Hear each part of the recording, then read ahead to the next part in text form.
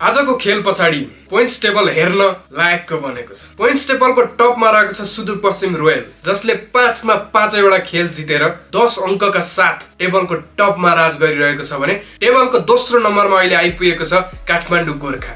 6 खेल खेलेको काठमाडौँ गोर्खाले 4 मा जित र 2 मा हार बेहोर्दै 8 अङ्कका साथ टेबलको दोस्रो नम्बरमा उक्लिएको छ भनेदेखि टेबलको तेस्रो नम्बरमा पुगेको छ विराटनगर किङ्स। 5 खेल खेलेको विराटनगर किङ्सले 1 मा हार र 4 मा जित निकालेको छ भनेदेखि ऊ पनि 8 अङ्क सहित टेबलको तेस्रो स्थानमा बसेको छ आजबाट, किनकि आज काठमाडौँ गोर्खाले जिते पछाडि रन रेटको आधारमा विराटनगर किङ्स तेस्रो स्थानमा पुगेको। त्यसैगरी चौथो स्थानमा रहेको छ चितवन राइनोज। चितवन राइनोजले 4 खेल खेलिरहँदाखेरि 2 मा जित र 2 मा हार बेहोरेको छ। यसैसँगै टेबलको 5औं स्थानमा छ लुम्बिनी लायन्स। लुम्बिनी लायन्सले 5 वटा खेल खेलिरहँदाखेरि 3 मा हार र 2 मा जित निकाल्दै टेबलको 5औं स्थानमा बसिरहेको छ। त्यसैगरी टेबलको 6औं नम्बरमा रहेको छ कर्णाली एक। 5 खेल खेलेको कर्णाली एकले 1 मा जित र 4 मा हार बेहोर्दै टेबलको 6औं नम्बरमा अहिले बसिरहेको छ। त्यसैगरी टेबलको 7औं नम्बरमा छ पोखरा एभेन्जर। 4 खेल खेलिसकेको पोखरा एभेन्जरले 1 मा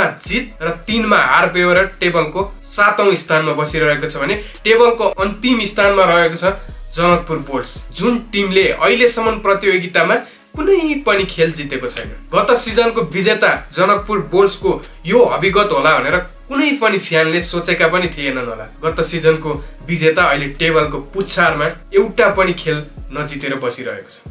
तपाईहरुलाई के लाग्छ अबको बाँकी खेल खेलिरहँदाखेरि कुन टोली चाहिँ प्लेअफमा जाला? सुदूरपश्चिम रोयल त अलरेडी प्लेअफमा गइसकेको छ र बाँकी 3 कुन टोली होलान् प्लेअफमा जाने?